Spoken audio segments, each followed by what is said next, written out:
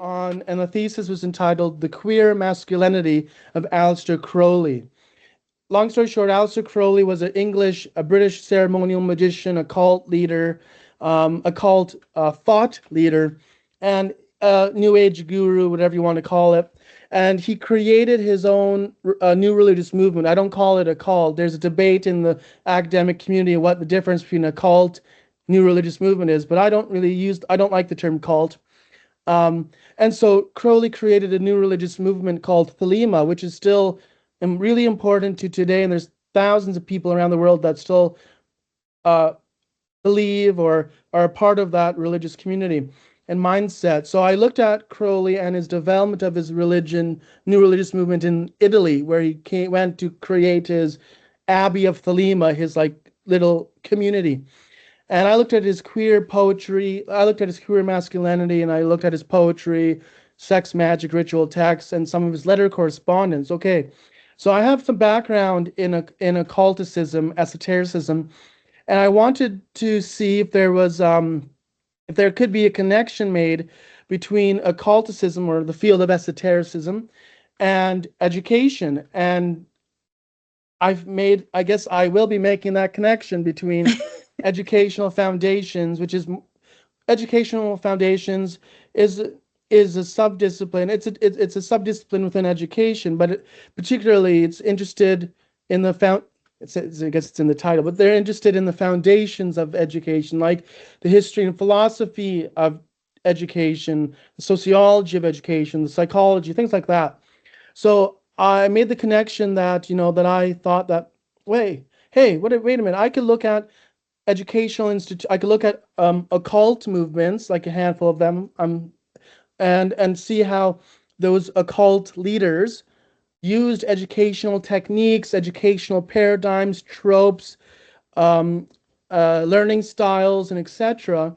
In not only creating their communities, their alternative learning communities or spaces, but also how they kept people not in line, but how they kept people in their community, and how those occult thought leaders created generations of followers and believers to this day. And so that's really exciting. And so I guess because of my background from the master's level, I thought I could continue my interest in occulticism or esotericism, but looking at it through educational foundations lenses. That is quite interesting. And I guess for people at home who are not familiar with this topic, what does occult mean? Just so that they've got an understanding of what that means. Well, thanks for the question. Basically, occulticism so when you say the word occult, if I remember correctly, occult just means what's hidden, or it's hidden. So in early modern period, my honors degree was in focusing in it was in history and it was in early modern history, and so just a small, really quick example that might give people some more understanding what occulticism might mean or what it looks like. So if you put two magnets that are opposite together and they kind of detract, I don't know what they call the positive and negative, but whatever. If you put these two magnets together, pretend there's a magnet here, and you can't connect them or put them together. Well, in the early modern period, they found out reasons why, but for a while, people didn't know why they didn't really know what was causing the interference between connecting the two magnets. So they thought, so anyways, because that's hidden, that could be that people at that time, like in 500 years ago, maybe thought that was occult because that's hidden. I don't necessarily remember how the term came to be, but there's a long pedigree of literature on the topic. But that's kind of what occulticism, it's like what's hidden. And it's different from occulticism I've been learning. And I'm still struggling to see how I can connect this to education, but I'm only my first year. But it's different. Like occulticism and occult is different from cults, like CULT, and new religious movements. And so anyway, so I have to try to describe that in the dissertation for sure. to describe and defend and provide definitions on how those terms are different. And that's going to be very interesting. I think it's a good challenge to have because words go through change, as you know, in terms of amelioration and pejoration. And I guess that's why I asked the question to say it's going to be interesting in terms of your conceptual framework to finalize it, which I hope I can read it at the end when you finish your PhD. And in regards to your research then, how does it actually benefit the wider community, in your opinion? Oh, that's the $1 million question. That's the question that everyone asks at the defense. Okay, so, well, I think it's really important. I'll just preface and say I'm still working through answering that kind of question.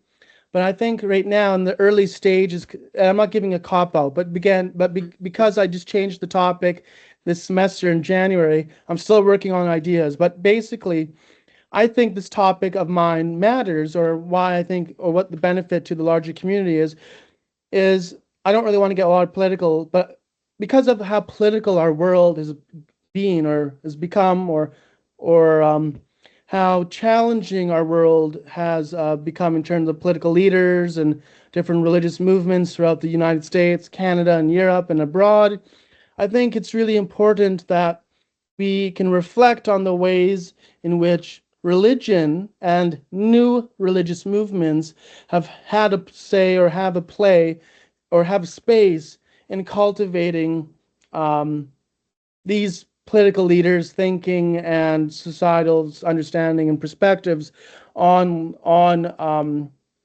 their own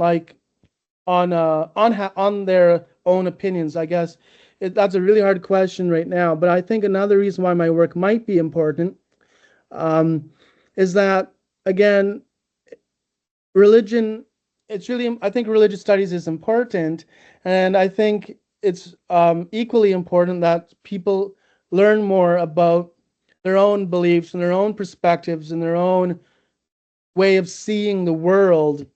And I think it'll be interesting, the historical characters I selected and I will select for the dissertation, and once people read my work, it'll be really interesting to see connections between, well, hey, wait a minute, this weird guy from the 1950s or 1930s has similar characteristics or traits that I have. And so people, as an example, people might feel more comfortable or see kind of parallels between occult leaders or new religious movement leaders in the 1930s and 1800s and etc. to cult, now I'm using the word cult, to cult leaders of today. And so I think if we have some understanding around what makes people join religions and new religious movements and cults, and to try to demystify ideas around like only dumb people believe in or follow cults or get into a cult. That's not really that accurate. There's people, anyways, there's people all over there's a lot of different varieties of people that join cults and new religious movements. Again, I'm using those words I'm using those words now together, but regardless, if people have a background in knowing how cults and new religious movements form and the ways in which new religious movement leaders recruit and the pedagogical strategies that they enact, even if they even if they can put a name to those to their techniques and theories that they're using, that's important because people can then people who are reading this work can think, well, hey, they can have a better awareness into new religious movements and then maybe be more informed in making better decisions, or not better, but making decisions around politics or religion. So yeah. So sorry, I tried answering the question. That's still a hard question right now. No, I believe it will be a debate in terms of answering the question anyway with your thesis, because it's not an easy question to answer. There's so many layers to it, aren't they? And it's the definition as well, and it's it's the core belief systems that people have. Like you said, it's not dumb people that follow, these leaders. I mean, the best one, I suppose, that we could reference is the Nazi regime. He's set behind bars. He's writing his books to entertain himself, yet there's a big movement outside, and he just comes out and he takes the credit, right? He couldn't have done it by himself in many ways. I know that sounds harsh, but No, to pull it apart is 1 + 1 = 2. And I guess the next question that I have is, you've changed your topic and you've identified your research gap, and you're in the process of basically defining the problem, and then you will operationalize your problem. How did you go about with developing your research question and your objectives as well? well, to be frank, I'm still working through that, through those research questions and through those objectives. But long story short, I intuitively, that's not evidence, but I thought I had this suspicion that there might be a gap within with the field of esotericism in relation to education and new religious movements. Now, I know that there's research out there that does look at connections between education and religion, but again, I guess every PhD student says that there's not much out there, and then they find out there's so much out there.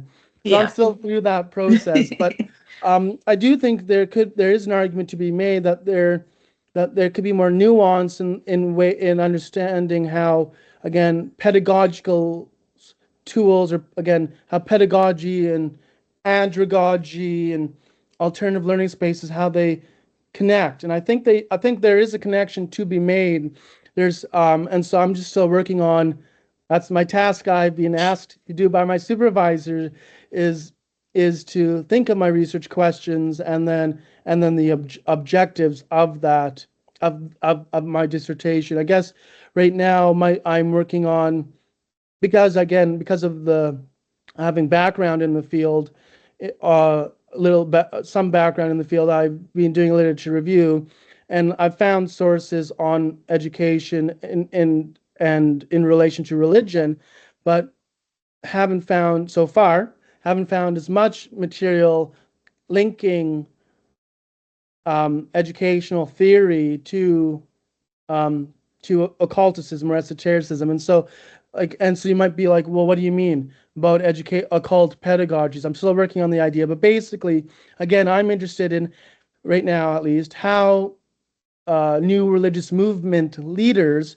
like Aleister Crowley, like Helena Blavatsky, the leader of the Theosophy Society, uh, uh, and Gerald Gardner, the person who kind of inspired or re-inspired Wicca and that movement in England. Anton Sander LaVey, the guy who kind of brought, or not rediscovered, but kind of popularized contemporary Satanism, and etc. How these individuals, and I'm sure there's going to be others I'm going to look at, but how these individuals in particular, not necessarily how they went about doing the magic, like how they went about their practices, but how they taught people, or how they went about teaching their disciples or their initiates how to do their magic. I'm not really interested. I'm looking at those thought leaders for sure, but I'm more interested in the techniques and, again, their strategies and how they went about teaching their disciples or their initiates. And so, for instance, really quick, Crowley, for example, he wrote numerous texts like the Book of the Law, 1904. He wrote other books. Like, what is it? I think it's called. What was it called? Let me think about it. It's called. I think it's Magic and Magic Theory and Practice, 1929. I think that's the title, but I might be misremembering the actual, like, the part of the title. But anyways, there's a lot of these texts out there that Crowley wrote that have educational kind of paradigms in them, even if he never really used the term pedagogy. There's still kind of, you can still, I think, apply pedagogical theory and educational theory to those kind of instructional manuals or those ways of those texts. So that's kind of what I'm interested in. Mm. I'm still working through those ideas, but it's a good question. No, I think your ideas are on the money. And I guess, you did mention Scientology and Freemasonry because I think they're hot topics and they're quite, trendy over the past few years. Would you be looking into that as well? No, Scientology maybe. I think I will look at Scientology, Yeah. but not Freemasonry, and I have a reason for that. And so I'll be really quick. But so part of my dissertation, so I'm still working on creating like what the scope of this dissertation is. But I told you I'm working on a book proposal. I think I told you in the beginning, Of but I'm working on course. a book Yes, you proposal did. for for the publishing company Brill. And that book proposal is going to be titled Occult Pedagogies and Alternative Learning Spaces, which is kind of a parallel title to the dissertation. But long story short, for this book proposal, for this book idea of mine, I'm going to focus on 19th, like late 19th, late 19th and 20th century new religious movement leaders like Helena Blavatsky, like Annie Besant, Aleister Crowley, Gerald Gardner, Jack Pearsons, and Anton Zander LaVey. And then that's more like that's one part. That's what's the book I think I like to be about. But then the dissertation is going to be even more contemporary, kind of late 20th and into the 21st century. So I'll look at Scientology, perhaps the Unification Church, Heaven's Gate, Jamestown, Solar of the Order of the Solar Temple. Some of these even more current new religious movement groups, because I think it's really important that I don't pigeonhole myself in a top. I told you this before, but I really want my work to be. I don't necessarily need my work to be read by millions of people. That's not the point. But I want my work to have some benefit, more to have some kind of. I want to contribute something more than just. Or that doesn't sound right. But I want my work to have more of a community impact, a more of a community contemporary impact than just looking exclusively historically. And so if I look at these groups, for example, the book idea I told you about and the men and the women that I mentioned, if you ask like a random person on the street, have you ever heard of these people? I'm making this assumption. They may, oh, I could ask you, if you heard about like Blavatsky, Crowley, Gardner, Parsons, Anton LaVey, you might be like, well, who are they? But if I mention uh, Applewhite, the head of or Jones, these people who are because they're more current in our Yeah. time, people might recognize those names more than people from the 1900s. And yeah, so I'm working on that aspect. So yeah. Mm, So my interesting. dissertation focus will be a bit different than the book idea. So I'm kind of dividing it into kind of projects. And everybody says, don't burn out, work on your mental health. Like make Mm. sure you're balancing your mental health and your and your other interests. But my response to them right now is because I changed my topic, I just feel so excited and so motivated that right now at least I'm not that like I'm working on I'm balancing it, but I'm just having so much more energy, more excitement that I've ever had now than when I started the PhD. So I don't have to worry about that at least at this point in this game. I love that for you. And honestly, I think it's the passion that keeps us in a PhD. It's the joys, and most people, like you said, find time to do this. I enjoy when I'm reading. I have so much fun. I even laugh at some of the quotes because, oh, this is interesting. Why didn't I think of that? So I get really excited. So I get it. I guess the next question is, you know, in regards to all these leaders, religious leaders, right? There is an element of the supernatural. How are you going to measure that or discuss or explore? Because to somebody, will say me, I may lack understanding and also I may lack vision to see what they're actually saying. And I will say, no, that's not true. It's not a thing, right? So how are you going to, I guess, catch up us as an audience and also the Viva team to make sure that it's clear and it's not confusing and it's very succinct? Well, that's a good question. And part of me right now is that I'm not really interested. I don't really want to look into the supernatural, even though it's in new religious movements, and supernatural is a big part in the study in the study of religion. And I'll preface, you might probably already know this, but religious studies is different than theology. And so in religious studies, you might study the Christian God, like Jesus, and that's not God, but Jesus, and then you might study God, the Christian God, but but it's not necessarily through a theological lens. And so, Of course. um, and so in religious studies, I guess the religious studies scholars that I kind of base I'm interested in, yeah, they look at questions of religion and faith, um, but they're more interested in the science. Well, again, they try to make their work more scientific or more, not to say theology isn't scientific, but religious studies, I guess there's a long history around in the development of that field and the ways that they wanted to try to main scholars in religious studies in the late 1800s and early 1900s, how they tried to separate themselves, and they worked hard to separate themselves from theology.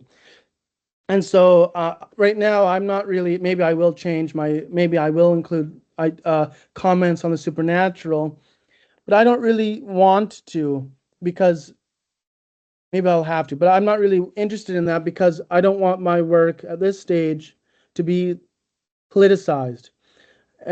Maybe it'll have to be, but I don't want my work to be political. And my goal of this dissertation is to look at, again, the educational components of these religious movements and their leaders.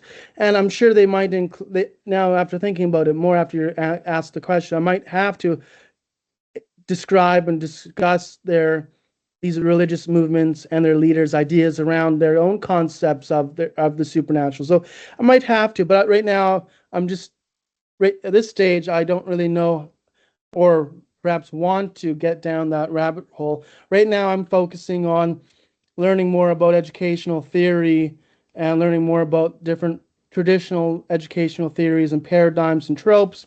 And then once I have a solid, because again, I'm transitioned out of history to education. So once I have some background in that, like in education, then I can start looking at alternative educational paradigms and theories and tropes. And so, yeah, that's a hard question. I have to still think about it.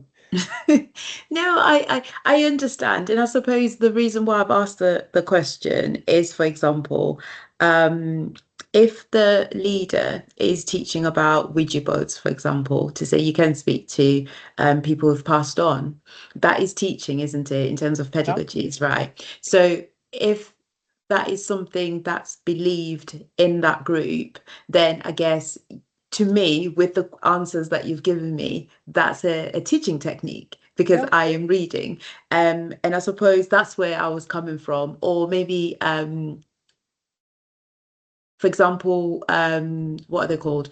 Orgies, to say if you get into one, this is what will happen. This is how you get closer to Oh, Satan, for example. oh, I understand. I understand now. Sorry, I maybe misinterpreted your question. Of course, that's exactly what I'm going to do. Sorry, my apologies. I didn't.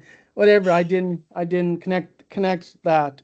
I didn't think of your, I interpreted your question, but I guess I didn't understand really the full part of your question. So yeah, exactly. That's exactly what I'm doing. I just was thinking of God. I don't know why I was thinking of God. Oh, But I was you're in heaven.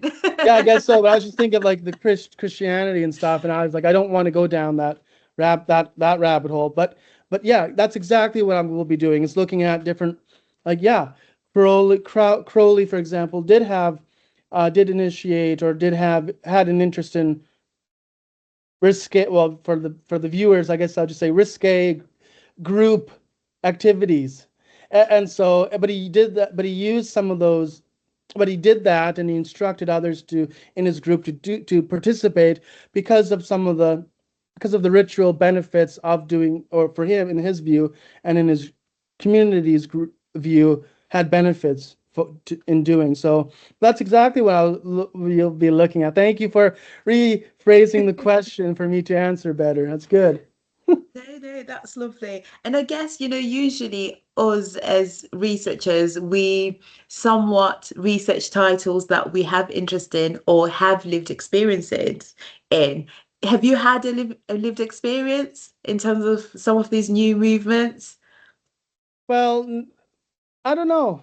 Well, actually, not really. Well, a little bit. Here, I'll try to explain quick. So, my mom and dad, my mom and my parents, some of my parents, my mom's side of the family is Catholic or Christian or Catholic, and mom is quite Catholic, but not as much as she used to be. She's still Catholic, but she doesn't. We don't go to church really as much as we perhaps she would like. But long story short, um, I grew up a little bit, I guess, in a Christian Catholic household, and I would go to church. I would go to church and whatever. It's all good.